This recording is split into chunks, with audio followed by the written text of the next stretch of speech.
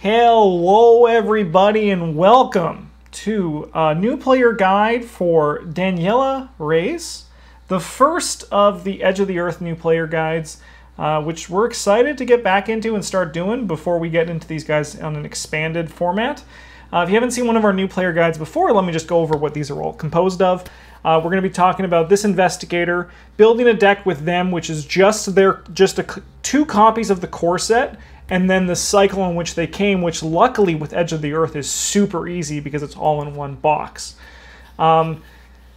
If you don't have two copies of the core set, we recommend picking up another one, proxying the cards you don't have, or alternatively, if you're just starting out, waiting until the core set re-release is coming, which is going to make this so much easier in the future for these videos. They're going to look back and be like, what the heck were these guys talking about in the past? Like, buying two core sets? That's wild. And then one last thing, there are some cards that you might, if you're just starting out, you might have heard of something called the taboo list. The taboo list is something that has modified a few cards to make them a bit more balanced or give reasons to not play them or play certain cards. We recommend when you're just starting out to just ignore them and play with what you have as printed because it's still fun and they're still fine and they'll still, you know, they won't break your game too much, but then in the future you can look at the taboo list and see if you want to include it then. I'll take this one here. First I'm going to talk about Daniela, then we're going to go through all the cards in the deck. We're going to do upgraded core set cards and upgraded Edge of the Earth cards. So, Daniela is the Guardian in Edge of the Earth, but not really. She's actually the survivor for Edge of the Earth because they have this weird deck building thing, requirements for all of the Edge of the Earth investigators, where they start as one color and you can include all the zero costs of that color, up to 5 other of their second class, and then their second class is 1 to 5. So as you can see just below Daniela there, she has Guardian cards level 0, Survivor cards 1 to 5, Neutral 0 to 5, and up to 5 other Survivor level 0 cards. So she is a Guardian on the front, but otherwise she's going to be playing as a Survivor and with Survivor cards. So the only Guardian cards you're going to see in this deck and the upgrades are these ones that are included here. Going to her stat line, she has 4 brain, 1 book, 5 fist, and 2 foot. This is a pretty wild stat line. It's very powerful. It's all off. It has 4 in the defensive stat of brain, and then 5 in the offensive stat as fist. So you know what you need to do with her, which is just punch the heck out of things, and then also just like defend yourself in the Mythos phase. It's pretty wild. She has 8 damage and 6 horror soak. So she is a little bit more prone to horror, but luckily there's lots of ways in Survivor and Guardian to mitigate that. And let's get to her ability, which is a reaction. After an enemy attacks you, accept an attack of opportunity you provoked. Even if that attack was cancelled, either deal 1 damage to that enemy or automatically evade it. Her Elder Sign effect is +1. If you were attacked by an enemy this round, you automatically succeed instead. So she wants to get punched, and then she wants to use that to do either damage or evasion back, or she gets other bonuses associated with it.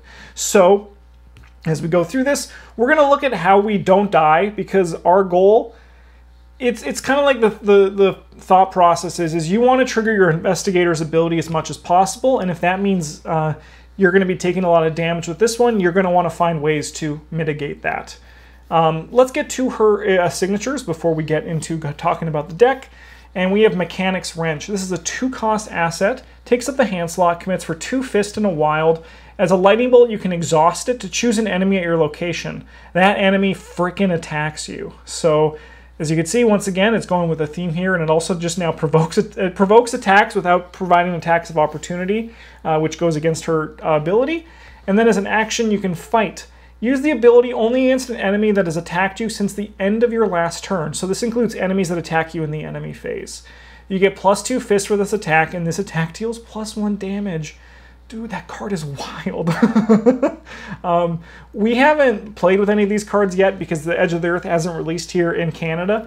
So a lot of the Edge of the Earth cards we're going to be theory crafting with our knowledge of the game. But just right now, this weapon does a lot. Like, it doesn't do, you need it, it can't be your main weapon because it doesn't fight on its own. So you do want to have a backup weapon with this. But just like being able to, for an enemy that attacks you or like you've dealt damage to it, it can deal out a lot of damage back. Her personal weakness is the mob goons. They have Hunter. They only prey after her, and this enemy's attacks cannot be cancelled. And damage or horror dealt by this enemy's attack is treated as direct. Now, with enemy weaknesses, they can show up at a wrong time and they can be very annoying, but just kill them. Like, just kill them. That's kind of like the solution to these guys. Don't let them attack you unless like you want to get the attack and then put a damage on them and kill them with the wrench. The wrench, sorry, not the wrench. That's not even a word. Just let them go. Just get rid of them. Now, contrary to how it might seem in this video, there are other people here. Travis or Bryn, do you guys want to add anything before we go to the deck cards? No, I think you've covered it. Sweet. All right. Bryn, why don't you start looking at these guys? These guys here. These are the core cards that are in this deck. Right on. So got a 45 automatic. This one's a 4-costed asset. Takes up one of your hand slots. You get uses for ammo. As an action, you spend an ammo to fight. You get +1 punch for the attack and deal +1 damage. That second line of text is the important part about weapons. You generally want them to be dealing extra damage. Mm-hmm. And this is just a way to do extra damage on 4 separate attacks. Next up, we got the machete. 3-costed, takes up 1 hand slot. As an action fight, you get +1 punch for the attack. If the attacked enemy is the only enemy engaged with you, then the attack deals +1 damage. So again, just another way to turn our fight actions into 2 damage instead of 1. Mm-hmm. The machete is fairly reliable, but sometimes you end up engaged with an enemy that you planned to kill, but also you've drawn a weakness enemy, or somehow ended up engaged with more than one enemy, and that's where weapons like the 45 automatic start to shine. Otherwise, the machete's good. Real good. Machete. Yep. The guard dog. It's a 3-costed asset, takes up your ally slot. As a reaction effect, whenever an enemy attack deals damage to him, you get to deal 1 damage back to the attacking enemy. He soaks 3 meat and 1 brain. Our investigator card says we want to get attacked. So does the guard dog. Next up, we got dodge, which is 1-cost event. Fast, play when an enemy attacks you. Or attacks and investigator at your location. I suppose you don't have to only use it on you. You just cancel the attack. Just another way to trigger your investigator card extra times without actually taking infinite damage. Mm-hmm. and dying. Yeah. So this is one of the important things, because as we're looking at, like Bryn says, you can use it on other investigators, but Danielle is going to probably be pretty selfish with her dodges here. Yeah. Because it makes you not dying like guard dog as well also works for that. Travis. Yeah. You drew the guts lottery. I'll pass these ones to you. Damn it. So first up, we got emergency cash. This is a 0-cost event that gets you 3 money. You want to play your cards, you gotta have money to do it. This gets you money, easy. Next up, we got lucky. This is a 1-cost event, fast. But when you fail a skill test, you get +2 to your skill value for that test. Don't fail tests that you don't want to. You want to pass tests, this makes you do it. Good card. Next up, we got Guts. Guts is a skill that commits for 2 brains, max 1 committed for tests, and if the test is successful, you draw a card. The Guts is important because while the other 3 stats in the game have inherent uses in the gameplay, Brain does not, and so it is the stat with which the Mythos deck will ask you to test defensively most often. And this will put Daniela's brain from 4 up to 6, and as always, 6 is greater than 4, and so this is better. Math. It replaces itself, which is important. And we got Overpower. This is the fist version of Guts. Commits for 2 punch, max 1 per test, and if you succeed, you draw a card. Again, passing tests is better than failing them, so you should play cards that let you pass your test. Good. Heck yeah, heck yeah. Travis, why don't you just finish off with these two because they're following a similar Absolutely. line. Unexpected Courage. This one commits for 2 wild, max 1 per test, and you do not draw a card unlike the other neutral options. That being said, sometimes you need to make a test that isn't fist or brain, and your other stats are garbage, so this will help make them less garbage. Or alternatively, sometimes you need more fist or brain. This will also do that. So, yeah. There's only so many ways I can make number +2 sound interesting, man. I know, like, I know. Then we got Vicious Blow. This is a blue skill. It's practice, commits for a punch, and if the skill test is successful during the attack deals +1 damage. This helps you get over the 3. Lots of enemies have 3 health. Most weapons that are worth playing will attack for 2 damage. This lets you get to 3 damage, and basically you're trading a card for an action, which is generally a good deal. Yeah. Sick. All right. I'll take these Edge of the Earth cards. How come there's 5 per slide, Justin? Oh, dude. So halfway through this, I was like, why is there so much space between these cards? They're so tiny. I could put 5 in here. And then I was like, oh my God, less slides. So it's now 5. Is this the birth of a new standard? Yeah, it's the beginning of a new era. But Justin, how am I supposed to read the cards? I don't know. Yeah, no, these ones are pretty small compared to how they used to be, but you just have to know the cards. Be experts like us, even though we don't know the cards. No. No, like, that was a serious question. How am I supposed to read the cards, Justin? No, I know, but that's the problem with us having these small images, right? Because there's no official release of these images yet, right? Sledgehammer. Fight as an action. You get -1 fist and deal +1 damage for this attack. As a double action, you can fight and get +2 fist and deal +2 damage for this attack. This is a pretty big whacking stick.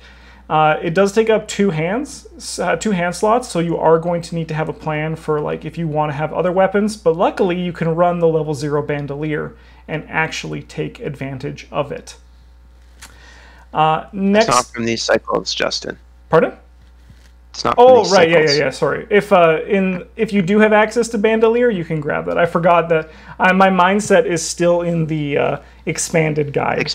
Yeah, no, this is the baby guides. Yeah.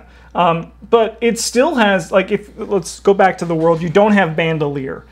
Sledgehammer still whacks really well. You can still just hit people with it, yeah. Exactly. Like, just even like the 2 action fight, you get +2 and deal +2 damage. That's very strong still. Heavy Furs. This is takes up your body slot, soaks for 2 meat damage as a reaction after you reveal a non-autofail symbol on a chaos token during a skill test you're performing. Deal 1 damage to Heavy Furs. Cancel that chaos token and return it to the bag. Reveal a new chaos token. So this is just a way to...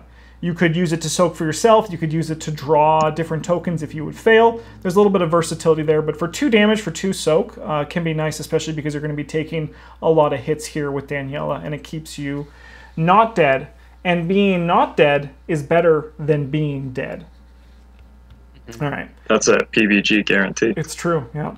We got Get Behind Me. This is a 0-cost event. Commits for a brain and a fist. Fast play during any lightning bolt window. Until the end of the phase, when an enemy would attack another investigator location, it attacks you instead, then engages you. Cancel 1 horror for each... cancel 1 horror dealt by each attack made this way. So this is a good way to trigger Daniela's ability, protect your friend, and also not die to horror in the process. Because odds are the enemy you're going to encounter and play this on is going to be dealing, 1 damage and 1 horror, and then you can just take the damage. Alternatively, maybe there's an enemy that just attacks for 1 horror, and now you've not only procced your ability, but you also are dealing more damage if you have your... Excuse me, fired. They honked literally right outside my window. They knew. But not only have you engaged the enemy that you want to be attacking, you also took no horror damage because it cancels the horror that it would deal. Next up, we got Jury Rig, which even I can't read, and I have the biggest screen here. So this is attached to an item asset controlled by an investigator location. As a lightning bolt during a skill test on attached asset, spend 1 durability, you get +2 skill value for this test. So this works nice if you want to hit someone with the sledgehammer, if we're going with that plan. It kind of puts a lot of power there. It's also good with like the wrench, the machete, the 45 automatic. You can just basically make your things better as you fight. Luckily, she already has 5, so attaching it onto the sledgehammer is really nice because you now get 3 attacks at +1 and deal +1 damage with the sledgehammer. And then you could follow that up with a +2 damage with the sledgehammer there. We got toe-to-toe.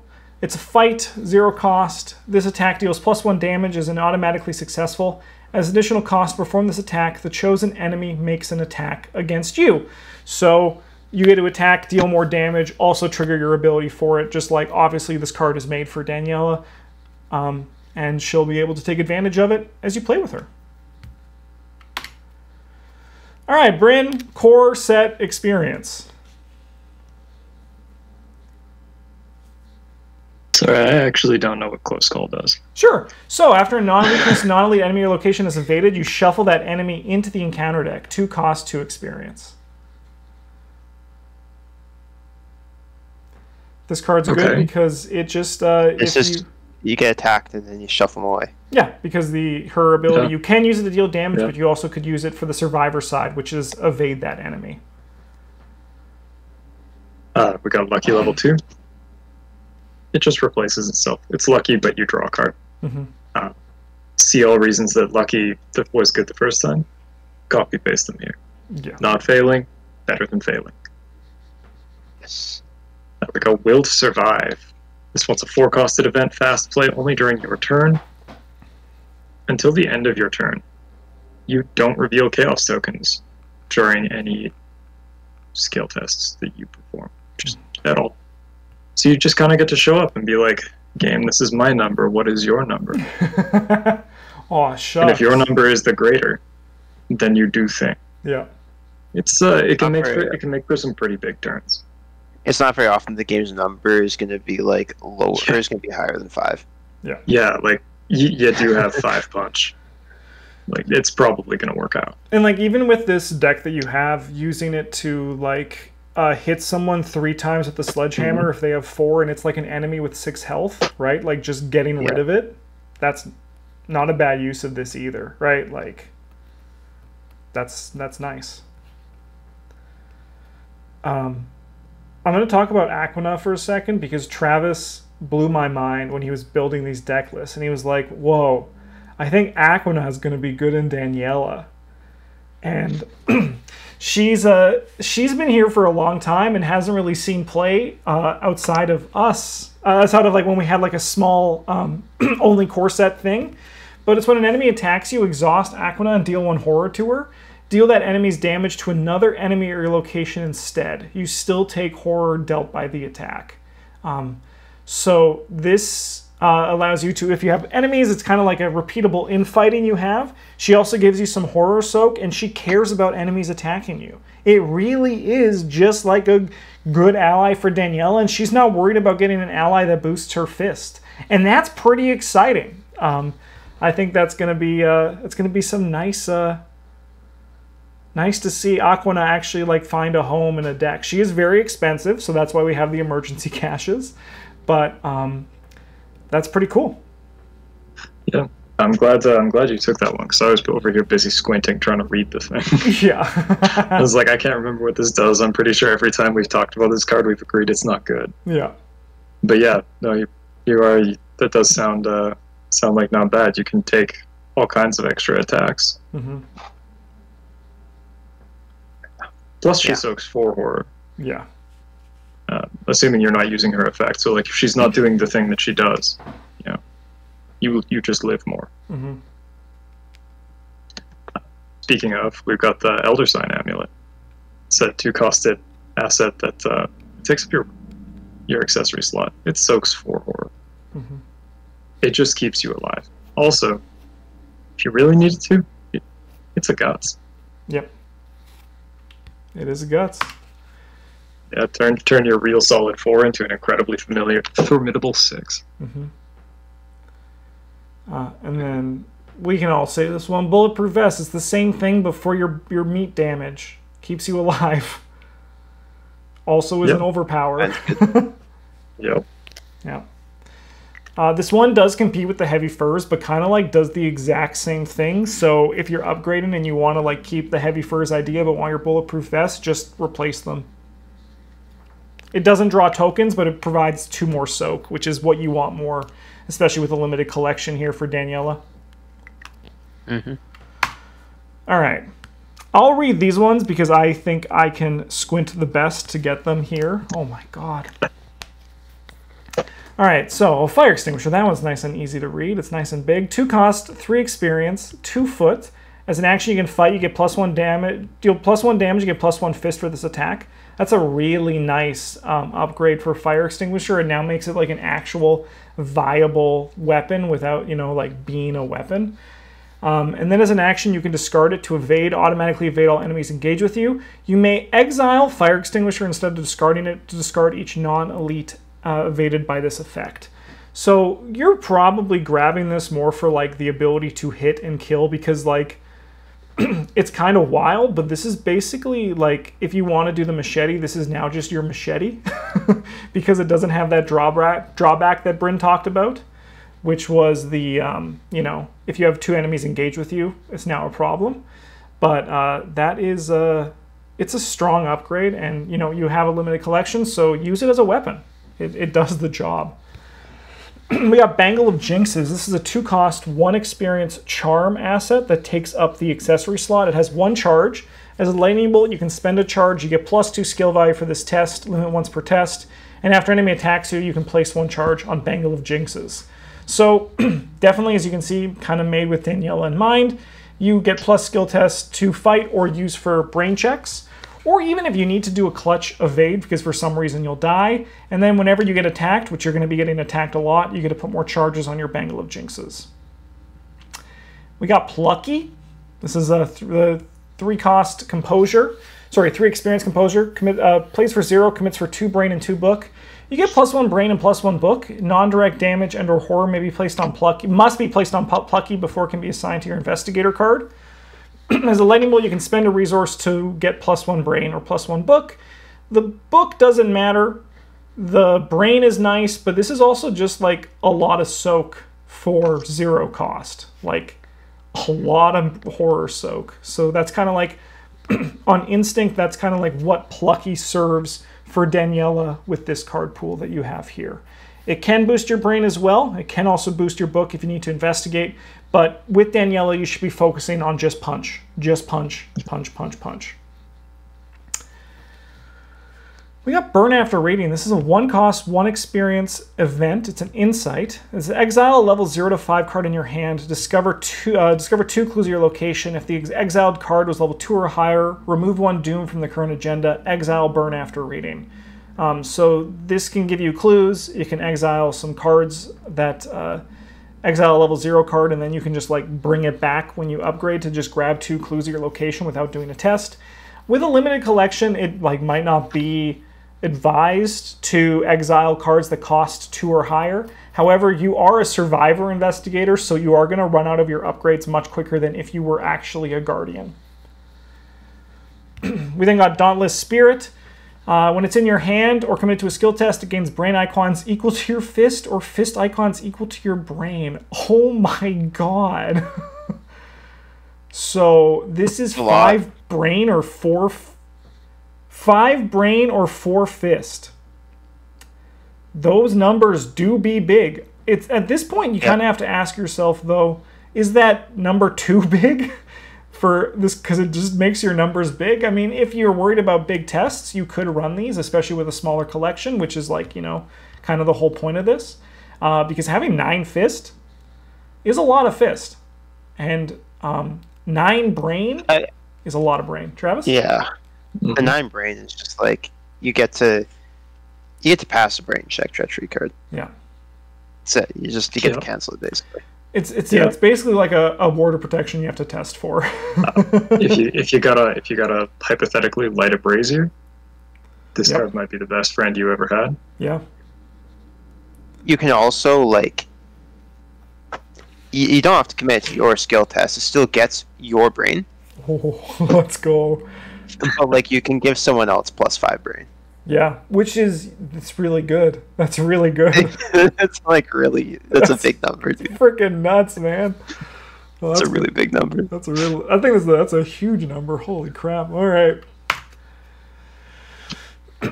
We got Blood Will Have Blood. This is a 1 cost, 2 experience cursed pact event. Fast, play after an enemy attacks you. Max 1 per attack. Damage and or horror from this attack cannot be assigned to ally assets. For each point of horror and damage you took from this attack, draw 1 card. So what's better than triggering your ability and taking damage? Also doing that, but drawing cards as well. So it's kind of just, doing more of what Daniela wants to do and rewarding you in the process. Of course, with all these, you want to make sure that you have Soak. Just something to be aware of. And that's where the Heavy Furs and the Elder Sign and the Bulletproof Vest come in handy. Sledgehammer, 4 experience, 3 cost, commits for 3 fist, but you already have 5, so calm down. As an action, you can fight, you get +1 fist and deal +1 damage with this attack, so it's now good on that mode. And its super mode is action, action, action, fight. You get +5 fist and deal +5 damage for this attack. If you're missing on 10 attack, I don't know what to say. Just bad luck. Or you're actually just crushing things with this. It doesn't matter if you're hitting monsters or investigators, they're probably dying. Oh, yeah. Man, that's such an interesting thing because now it's like, I have 3 actions, I can kill this, but you're holding it. Do you trust me? Oh. Sorry, man. I mean, they have 10 fists.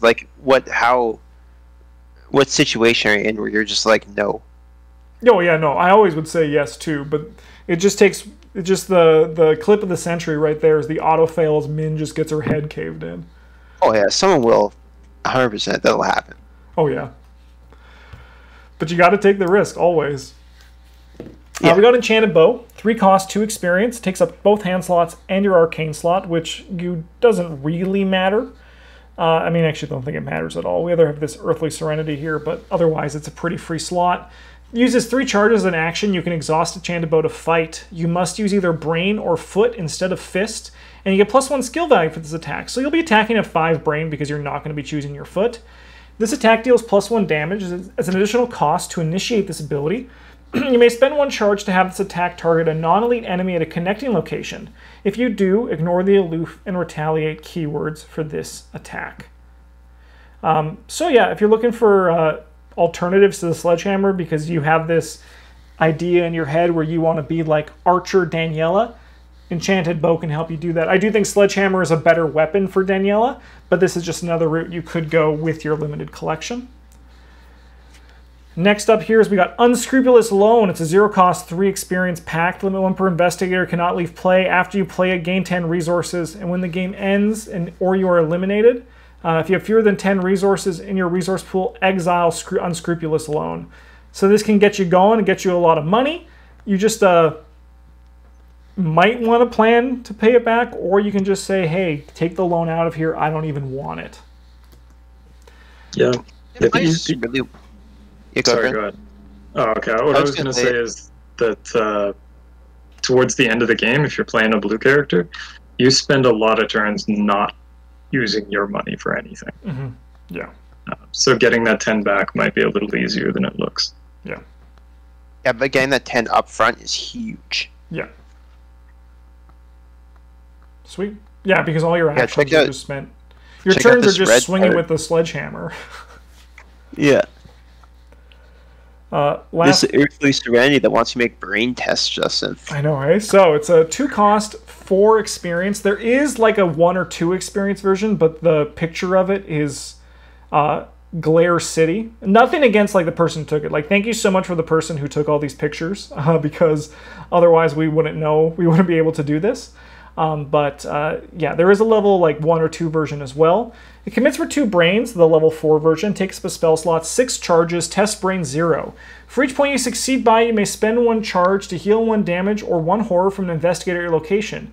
If you succeed by 0, lose 2 resources. So Daniela has 4 brain, which means that you could actually use this to heal during downtime, which is important because you will be taking damage, because it's like a guarantee. Like, yep. With most Guardians, we say, yeah, you're going to take damage, right? But sometimes things just go really well, right? But with Daniela, like, if you ain't taking damage, your ability just reads 5 Fist and 4 Brain, which, in all fairness, is still very good. But, yeah. Yeah, so just some healing. And there's 2 resources, as Bruno was saying, that doesn't really matter unless for some reason it makes it so you can't pay off your unscrupulous loan, but I don't think you're going to run the 2 at once. Last 4 cards here from the Edge of the Earth upgrades. We got Precious Memento, and there's 2 versions, a Former Life and a Future Life. They both cost 3. They both cost 4 experience. They both commit for wilds. They both take the accessory slot, and they both soak for 3 damage and 3 horror, which is, if the cards said nothing else, these would already be really nice for keeping Daniela alive.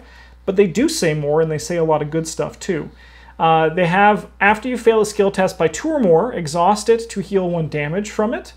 So you exhaust it, you heal from the memento. And then after you succeeded a skill test by 2 or more, you can exhaust the memento to heal 1 horror from it. And then the other one's the inverse, where if you fail by 2, you heal a horror. If you succeed by 2, you heal a damage.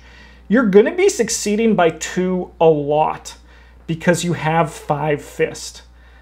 There also will be cases where you will fail by 2. So, like, you know, it's always going to be on, it's always going to be healing, and it's always going to be keeping you alive. High recommendation for Daniela. If you only could choose one, I'd probably make the one where you heal by horror after you succeed by 2. I like that one. Just, you know, you only have 6, and you want to make sure you're not dying there. But both are good. We got Bruiser and Crafty, which both follow a similar kind of structure, so I'm going to explain them at the same time. They both cost 3, both cost 3 experience. Bruiser commits for 2 fists because, you know, you're bruising people. Crafty commits for 2 foot because, you know, you're crafty. And they both have uses and 2 resources that are replenished at the start of each round. Resources on Bruiser may be spent to pay for armor, firearm, or melee cards, and as a lightning bolt during a skill test on an armor, firearm, or melee card, you can spend a resource from Bruiser to get +1 skill value for this test. So this pays for all of the weapons we've talked about. They also increase your skill value with those weapons of at least 2, at most 2 a turn. But so there's a lot of value there, both in like keeping your resources down and also boosting you up. And then Crafty does the same thing except for Insight, Tool, or Trick cards. I think depending on like the build you go, Bruiser will always be active, especially for Daniela. And depending on like as your collection grows as well, Crafty will do things. But like Crafty will work even just with like tools, because is Sledgehammer a tool? It is a tool, so it also then even works for that. Yeah, I think these cards are cool and they'll fit in. I don't think they're urgent upgrades, but they will take a spot there.